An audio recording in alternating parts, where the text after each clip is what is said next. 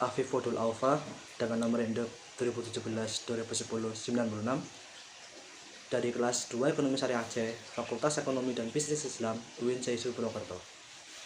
Dalam video ini, saya akan mereview jurnal Cakrawala yang berjudul Positivisme Auguste Comte terkait analisa epistemologis dan nilai etisnya terhadap sains. Volume yang ke-9, nomor 2, halaman 167 hingga 177, tahun 2016, dengan penulis Irham Nugroho. Latar belakang dari jurnal ini adalah dalam perkembangan positivisme terdiri dari 3, yaitu positivisme sosial, positivisme evolusioner, dan positivisme kritis. Ketiga positivisme di atas dapat dibahas dalam positivisme Auguste Comte. Dilihat dari analisa epistemologis dan nilai etisnya terhadap sains. Menghadapi filsafat positivisme Auguste Comte, di suatu pihak, orang mengatakan bahwa filsafat tersebut tidak lebih dari sebuah metode atau pendirian saja. Sedangkan di lain pihak, orang mengatakan bahwa filsafat positivisme itu merupakan sistem afirmai, yaitu sebuah konsep tentang dunia dan manusia. Auguste Comte telah menunjukkan bahwa di dalam pengembangan jiwa manusia, baik secara individual maupun secara keseluruhan, terdapat suatu kemajuan. Kemajuan itu akan dicapai pada saat perkembangan datang dan pada saat itu yang disebut positif. Positivisme berakar pada empirisme. Positivisme adalah suatu ilmu, yaitu yang satu-satunya ilmu pengetahuan yang valid atau fakta-fakta sejarah yang dapat mungkin menjadi objek pengetahuan. Dengan demikian, positivisme menolak keberadaan segala kekuatan atau subjek di belakang fakta, dan juga menolak segala penggunaan metode di luar yang digunakan untuk menelaah fakta. Auguste Comte adalah tokoh aliran positivisme. Bila dilihat dari nilai etisnya terhadap sains, maka dapat dinyatakan bahwa apabila paradigma positivisme, maka objeknya empiris, semacam pengetahuannya menunjukkan sains dan dapat diukur dengan logis dan bukti empiris. Kemudian tujuan dari penelitian ini adalah untuk menganalisa pemikiran positivisme Auguste Comte tentang analisa epistemologis dan nilai etisnya terhadap sains.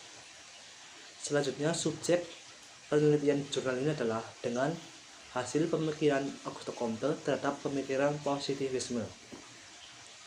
Kemudian metode pengumpulan data dalam jurnal ini adalah dengan cara membaca sumber-sumber dari jurnal atau buku tentang pemikiran positivisme dari Auguste Comte, kemudian menganalisanya epistemologis dan nilai etisnya terhadap sains.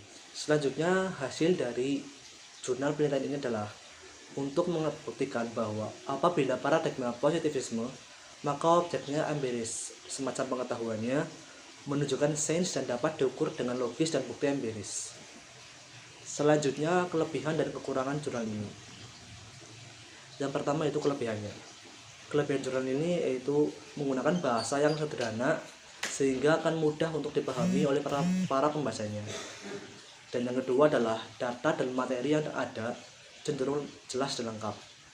Dan terakhir, dalam jurnal ini juga terdapat variabel-variabel yang relevan dengan topik penelitian yang dibuat. Selanjutnya, kekurangan dari jurnal ini adalah belum mampu menjelaskan secara lebih detail lagi kaitannya epistemologis dan nilai etisnya terhadap sains. Selanjutnya, itu kesimpulan dari jurnal ini adalah positivisme berakar pada empirisisme adalah sebuah ilmu yang satu-satunya pengetahuan yang valid dan fakta-fakta sejarah yang mungkin dapat menjadi objek pengetahuan. Dengan demikian, positivisme menolak keberadaan segala kekuatan atau subjek di belakang fakta, dan juga menolak segala penggunaan metode di luar yang digunakan untuk menelaah fakta. Auguste Comte adalah tokoh aliran positivisme. Dari pendapat aliran ini adalah yaitu indera amatlah penting dalam memperoleh pengetahuan, tetapi harus dipertajam lagi dengan alat bantu dan diperkuat dengan eksperimen, karena kekurangan indrawi dapat dikoreksi dengan eksperimen. Paham positivisme muncul karena beberapa sebab yang melatar belakanginya, diantaranya yang pertama yaitu ketidakpuasan terhadap dominasi positivisme terutama terhadap latar belakangnya yang naturalistik dan deterministik. Yang kedua, reaksi terhadap kepercayaan akan apa yang disebut sebagai kemajuan atau progres. Dan yang ketiga, timbul reaksi terhadap pengertian mengenai perkembangan yang telah menjadi mitos yang mencakup segala-galanya. Paradigma positivisme, maka objeknya itu empiris. Macam pengetahuannya menunjukkan sains dan dapat diukur dengan logis dan bukti empiris. Mungkin itu saja yang dapat saya sampaikan dalam review jurnal kali ini.